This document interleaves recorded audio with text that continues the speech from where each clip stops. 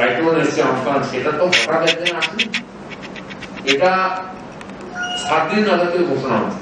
এবং আরো ব্যাপার আপনাদের যেটা আমি আগে বলেছিলাম, কেন্দ্র সরকার এই রাজ্যকে একটা নির্দিষ্ট পাঠিয়েছিল, এখানকার যিনি কমিশনার আছেন তাকে 8 মে এইটা পাঠিয়েছিল। যদি প্রত্যেক বছর এই সময় এই বঙ্গোপসাগর উপকূল এলাকায় এইরকম ঝড় আছে। আইলা এসেছিল 25 মে 19 উড়িষ্যা ইত্যাদিতে প্রত্যেক বছর আছে। আমরাও প্রায় বার্ষিক অনুষ্ঠান হয়ে গেছে, এখন তো ঝড় আছে। সেইটা ভেবে কেন্দ্র সরকারের চিন্তা আছে যে কোনো ঝড় আছে, কিন্তু রাজ্য সরকারের চিন্তা নেই। 8 তারিখ এসে চিঠি 15 তারিখের মধ্যে তার প্রস্তুতির একটা রিপোর্ট পাঠাতে বলেছিল রেসিডেন্স কমিশনার বা রেভিনিউ কমিশনারকে। আমি জানি না কি রিপোর্ট বা সরকার কতটা প্রস্তুত ছিল। এই ধরনের বড় ঝঞ্ঝাকে সামলাবার জন্য আগে সরকার একটা মক ড্রিল করে প্রস্তুতি যে কি হতে পারে। রাজ্যের যে এখানে যে এনডিআরএফ আছে, এসডিআরএফ আছে, তার কি প্রস্তুতি আছে, প্রশিক্ষণ আছে, কত বড় টিম আমরা জানি না, কিন্তু কেন্দ্র সরকার প্রায় 25টা এনডিআরএফ এর টিম পশ্চিমবঙ্গে পাঠিয়েছে, যারা গঙ্গাসাগর থেকে আপনি উত্তরবঙ্গ চলে গেছেন, যে কোনো পরিস্থিতির পরে তারা সংগ্রামে রাত 12টার পর থেকে ঝড় শেষ হওয়ার পর থেকে তারা রাস্তা নিয়ম করেছেন, কাজ করছেন। কিন্তু রাজ্য সরকারের কর্মচারী লোকজন কোনো দেখছে না। কলকাতা শহরকে সচল করতে 4 দিন ধরে কোনো ব্যবস্থা নেই, কোথাও গাছপালা কাটা হচ্ছে আমরা দেখছি না। আমি সরলেগে থাকি, আপনি সরলেগের কোনো রাস্তা দিয়ে বেরোতে পারবেন না, ঢুকতে পারবেন না। ওখানে তো এরকম লোক নেই যে নিজেরা টুল নিয়ে নেমে পড়বে, যেরকম শহরটা করতেই হবে। সেখানে সব ভিআইপিরা থাকেন, তার অবস্থা এই টাওয়ার নেই, বিদ্যুৎ নেই, জল নেই, সমস্ত রাস্তায় অবরোধ হচ্ছে। কালকে হচ্ছে বাইপাসে, আর এখান থেকে এখন কল্যাণী বলতো জায়গা জায়গা অবরোধ হচ্ছে জলের জন্য। এটা আমাদের মেয়র বলে যে 7 দিনের কোনো চান্স নেই, যদি আপনারা বেঁচে থাকতে পারেন 7 দিন করে পরিষেবা পাবেন। এই যে পরিস্থিতি, কলকাতার মতো জায়গায় লন্ডন বাড়িয়েছে মমতা ব্যানার্জি, সেখানে যদি 7 দিনের মধ্যে কোনো পরিষেবা নাও পাওয়া যায়, তাহলে গ্রামের দিকে কি হচ্ছে, কি পরিস্থিতি আমরা কি করে জানবো? মমতা ব্যানার্জি এখানে দাঁড়িয়ে দাঁড়িয়ে তথ্য দিচ্ছেন, এত লক্ষ অত লক্ষ অত আমি জানি কিসের বেসিসে বলছেন, কোনো তথ্য নেই। মানে মোবাইল টাওয়ারে কারেন্ট নেই, মোবাইল চলছে না, বিদ্যুৎ নাই, জল নেই, যাতায়াতের ব্যবস্থা এখনো হয়নি। তো সেই জন্য যা আন্দাজে বলা হচ্ছে, এর এত বড় একটা তুফান আসছে, 5-7 দিন আগে থেকে ঘোষণা হচ্ছে, সরকার কি প্রস্তুতি নিয়েছে? সম্পর্ক সরকারি তন্ত্রকে ব্যবস্থা করার জন্য যে কিছু না কিছু মিটিং সিটিং করতেন, তাহলে হতো। মমতা ব্যানার্জি কোনো মিটিং করেননি, কোনো প্রস্তুতি ওইসব কোথাও নাই। আমরা এই ধরনের ঘটনা যখন, আমি তো সেই 99 সাল থেকে পরপর বড় ঘটনা হচ্ছে, অন্যান্য রাজ্যগুলো 1-2বার ধাক্কা খেয়ে তারা নিজেকে প্রস্তুত করেছে, গুজরাট করেছে, অন্ধ্রপ্রদেশ করেছে, আর উড়িষ্যা ভালোভাবে করেছে, এবং তারা সামলাচ্ছে। আমরা কেন করিনি, কেন সতর্ক করছি না? প্রত্যেক বছর জীবনহানি হবে।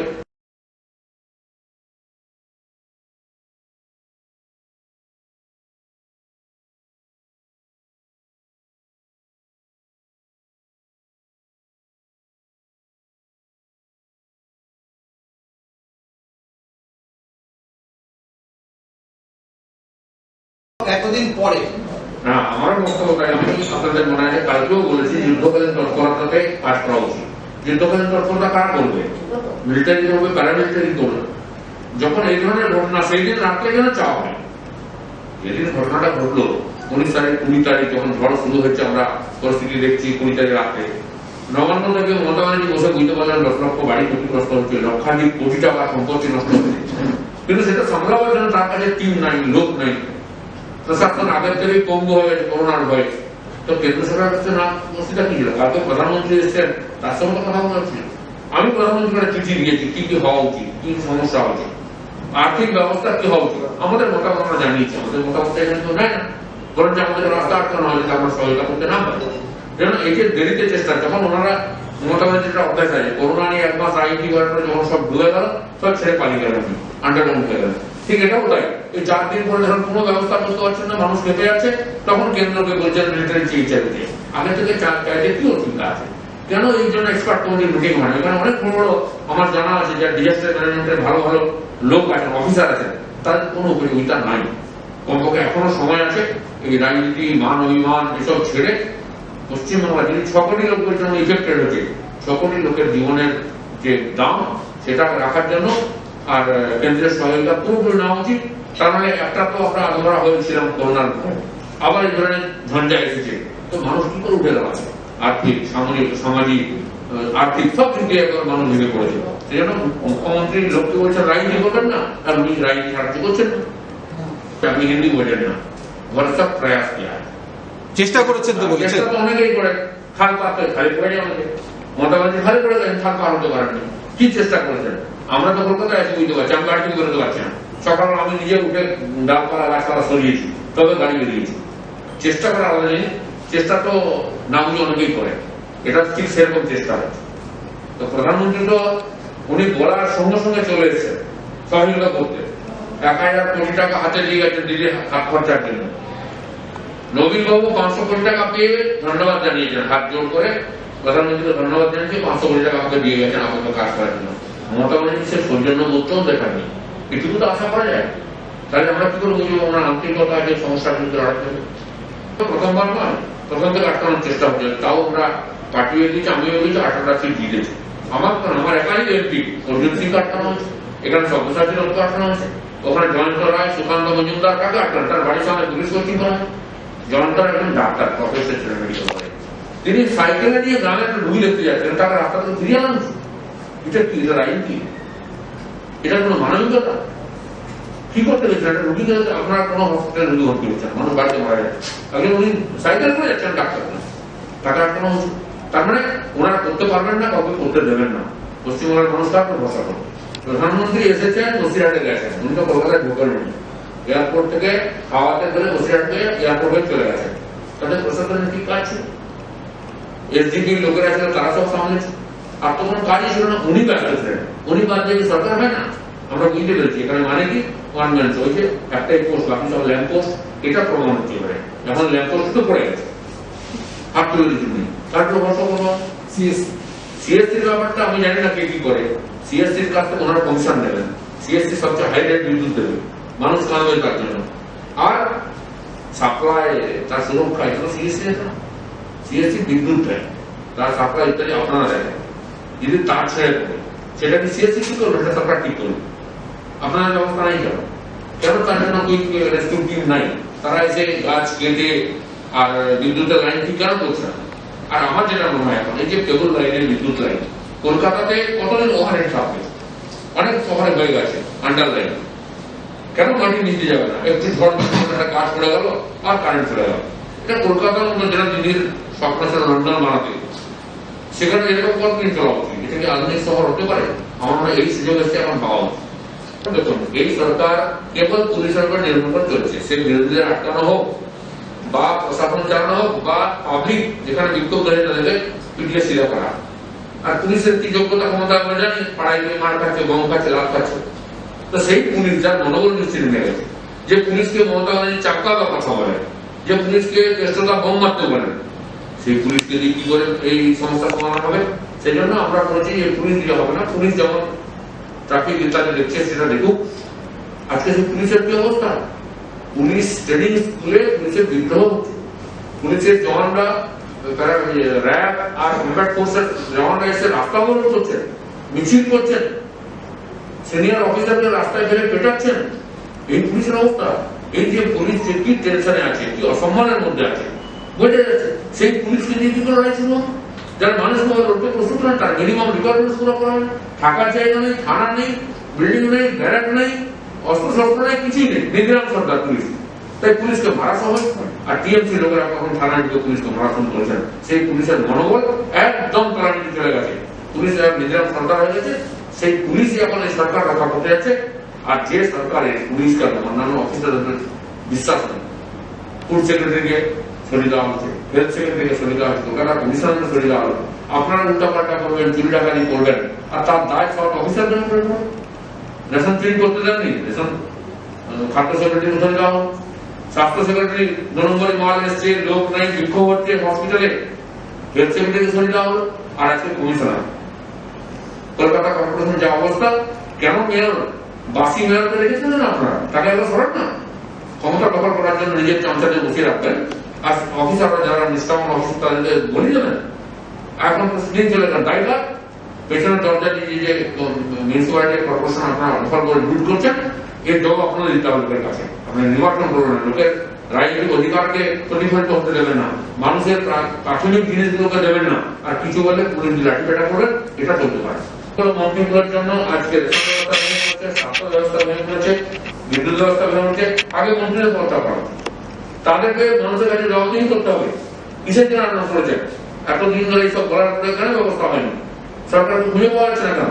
নেতারা ভয় আসছেন না, মানুষ ঘেরাও করবে। শুনলাম পার্থ ওর বাড়ির সামনে গেলে ঘেরাও করছে। তবে তো শুরু হয়েছে যে মন্ত্রী একজন ডায়লগ দিয়েছেন, এখন পাবলিকের সামনে এসে ওকে ফেস করতে হবে। পৌঁছননি, কোন কমিউনিকেশন নেই।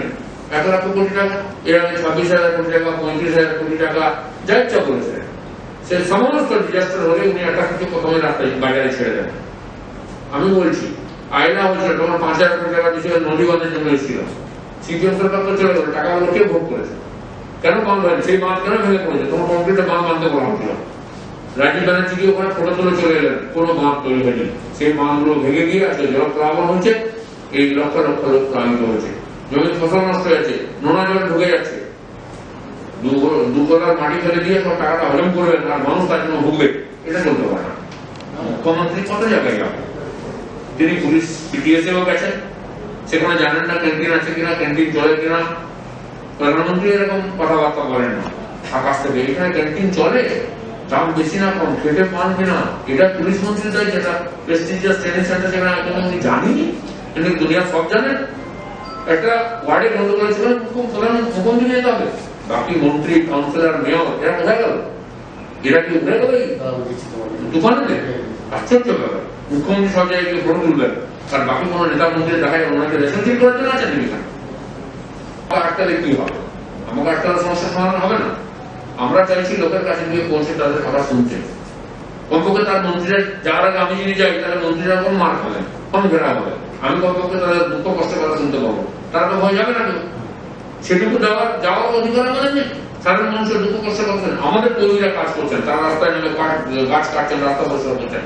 আমার দায়িত্ব তাদের সঙ্গে গিয়ে দেখা করা। করোনার ভয় মানুষ বাড়ির মধ্যে আটকেছিল, এখন রাস্তাঘাট বন্ধ হয়ে গেছে, খাওয়ার দাওয়ার নেই, জল নেই। তার কাছে গিয়ে পৌঁছলে মানুষ স্বাস্থ্য পাচ্ছে। কেউ আমাকে ফোন দিয়েছে, আমি প্রত্যেকটি ইফেক্টেড জেলাতে যাবো, আর যদি পুলিশ আটকায় সেখানে পুলিশের সঙ্গে মোকাবিলা হবে। কথাবার্তা সংলগ্ন সবসময় ইচ্ছা করে মিথ্যা কথা বলুন, নাহলে ভুল তথ্য দেয়। মিলিটারিদেরকে তোলাবাজ বলেছে, কিন্তু সেই জন্য হয়তো মিলিটারি ডাক্তার তৈরি হচ্ছে, কিন্তু মিলিটারি তো মিলিটারি দেশের সমস্ত সুরক্ষা দায়িত্ব তাদের হাতে আছে। উনি 2009 সালে আইলার করে বলেছিলেন, তখন নতুন নতুন কেন্দ্রের মন্ত্রী হচ্ছেন, রেলমন্ত্রী, বলেছিলেন যে আইলার টাকা দেবেন না রাজ্য সরকারকে। সেই পোস্টটা এখন আপনারা পেতে পারেন, সোশ্যাল মিডিয়াতে আছে, যে এরা টাকা লুট করে নেবে, এদের হাতে টাকা দেবেন না। আমি তো সে কথা বলিনি। ইনফ্রাস্ট্রাকচারের জন্য যে টাকা বাঁধ তৈরি করতে হবে, রাস্তা হবে, ইলেকট্রিক পোল তৈরি হবে, নিশ্চয়ই কেন্দ্র সরকার দেবে, তাদের 1,000 টাকা দিয়ে দেবে। কিন্তু মানুষ ব্যক্তিগত ক্ষতি যেটা হয়েছে, বাড়ি ভেঙেছে, সম্পত্তি নষ্ট হয়েছে, প্রাণহানি হয়েছে, ফসল নষ্ট হয়েছে, তার জন্য যে ক্ষতিপূরণ পাবে মানুষ, যেটা মাননীয় প্রধানমন্ত্রী বললেন যে মৃত জন 2 লাখ, আহত 50,000 রাজ্য সরকার দিচ্ছে, সেটা যাতে কেন্দ্র সরকার বা অ্যাকাউন্ট দেয়, এবং জনগণ অ্যাকাউন্টে প্রায় 84 লক্ষ লোক টাকা পেয়েছে। এই ধরনের ডাইরেক্ট অ্যাকাউন্টে যদি আসে তাহলে মানুষ পাবেন, নাহলে ওই আইলার বাঁধের টাকার মতো হাওয়া হয়ে যাবে, কেউ হিসাবে পাবে। আমরা ওনার কথাবার্তা শুনেছি, সেসব কথা গুরুত্ব কম, লোকেও পড়া গুরুত্ব দেয় না। মুখ্যমন্ত্রী পরে বসে আছেন, তার চিন্তা ভাবনার কথা বলা উচিত। দেশের যে সম্মান, সুরক্ষা, সেনারা, আজকে পুলিশ সেনাকে সারা দেশে তো সম্মান দিচ্ছে, চিকিৎসা কর্মচারীদের সম্মান দিচ্ছে, আর এখানে পুলিশকে লোকেরা পেটাচ্ছে। এই যে পশ্চিমবঙ্গের পরিস্থিতি, সবকিছু হতাশাজনক। কোনো প্ল্যানিং ছাড়া একজনের ইচ্ছা সবকিছু চলছে, বাকিদের কোনো খবরই নেই। তারা খালি বাজনা ধরেন, বাজনা আর পেছনে দোহার করেন। এরকম কোনো সরকার চলতে পারছে না। তারা দেখুন সমস্ত বিভাগগুলো ধীরে ধীরে ঘুরছে। আজকে যখন এরকম পরিস্থিতি হচ্ছে, তখন হয়ে যাচ্ছে কোনো প্রস্তুতি নাই। সমস্ত যোগ্য অফিসার, IAS, IPS, WBCS, তাদেরকে সমস্ত যোগ্য লোকেরা তারা দাবিদারি করে না বলে তাদেরকে কম্পালসারি ওই দিকে পাঠানো হয়েছে। এত যোগ্য লোক নেই, দেখুন এটা সামলাবার লোক নাই, কেন কোনো এফিসিয়েন্ট অফিসারকে রাখা হয় কর্মচারীকে, কেবল তামিলনাড়ুদের রাখা হয়েছে। তারা সব আমার সঙ্গে দেখা হলে বলেন যে লজ্জা করে আমাদের পুলিশ অফিসারকে আপনি দেখেছেন, IAS, IPS দেখুন 3 জন সরে দেওয়া হলো, এবং নিচে যারা BDO, SDO আছেন, WSO, তাদের অবস্থা তাই। আমি তাই বলেছিলাম, আজকে সময় এসেছে আমাদের মুখ্যমন্ত্রী কম্পালসারি হয়ে গেছিল। যা যা ঘোষণা করছে সাধারণ মানুষের জন্য, তারা কেন্দ্র ডাইরেক্ট দেয়, সেটা মমতা ব্যানার্জি যে সময় চেয়েছিলেন, আজকে উনি এটা করতে পারবেন না। কিন্তু যে বাকি টাকাটা আসবে ইনফ্রাস্ট্রাকচারের জন্য, রাস্তা, রোড ইত্যাদি, বা জলের ব্যবস্থার জন্য, বাঁধের ব্যবস্থার জন্য, তার কি হবে? তারটা দেখা যাচ্ছে না, কোনো হিসাব দেন না। মমতা ব্যানার্জি আমি কোনো NOC দেবো না, কোনো হিসাব দেবো না, তারপর টাকা চালানো। তাহলে এমন 53,000 কোটি, এত হাজার কোটি, আমি জানি না টাকা 18 টাকার সমান থাকে কোনো তথ্য আছে কিন্তু কিছু না। উনি বলছেন আমরা করোনাতে কোনো টাকা পাইনি, 1100 কোটি টাকা কেন্দ্র খুব টাকা দিয়েছে বিভিন্ন ভাবে তাদেরকে বাড়ি বাড়ি সাহায্য করার, বাকি পিপিই থেকে আরম্ভ করে সমস্ত ইনস্ট্রুমেন্ট ইত্যাদি ফ্রিতে দিয়েছে। ওনার সব সময় চেষ্টা থাকে টাকা পাওয়া, সেটা পান যখন ওনার কষ্ট। তাই এবার 1 লক্ষ কোটি টাকা বেশি বলে রেখেছেন, যত বেশি বাড়িয়ে বলবেন গরম করে হকারদের মতো দরদাম করে কিছু তো পাওয়া যাবে। এই অভ্যাসটা পরিবর্তন করতে হবে, নিজেরা কিছু করতে হবে। আমার মনে হয় তাদের সমাধান, তাদের যোগ্যতা ক্ষমতা জানে যে এত বড় সমস্যা এত বড় ডিজাস্টার সামলাতে পারবে না। যে করোনা ভাইরাসের সময় এত লক্ষ লক্ষ মানুষের জীবন রক্ষা ইত্যাদি বা আইন শৃঙ্খলার অবস্থা, এখানে লকডাউন তো মানেই, কিন্তু মানা হতে সংখ্যা বাড়তো না। আর এই যে শুরু হয়েছে, এটাকে যদি সামলাতে হয় এই পুলিশ প্রশাসন দিয়ে সম্ভব নয়। সেই জন্য দরকার আছে বাস্তব পরিস্থিতি সাধারণ মানুষের কল্যাণের কথা ভেবে আমি বলেছিলাম, এখনো তাই বলছি। পশ্চিমবাংলার মানুষ যারা হাহাকার করছেন তাদের যদি সুরক্ষা সুবিধা আর খাওয়া থাকার ব্যবস্থা করতে হয়, তাহলে কেন্দ্রীয় ফোর্সটা অবশ্যই রাখবে। যদি বাচ্চার মধ্যে তারা এইসব কথাই বলে, কোনোদিন সাবালা বাবারা না বলে কি থাকবেন, আঙুল ধরে হাঁটবেন, কারণ তাদের দয়ায় পড়ে গেছে ওনারা। সেই জন্য কে সাবলক না বলক এখন পরীক্ষা দেওয়া, যে বলে 7 দিনের ব্যবস্থা ঠিক হবে না, তার তাই ব্যবস্থা করা উচিত। বেড়ে দেওয়া উচিত, গন্ডগোল করে আছে।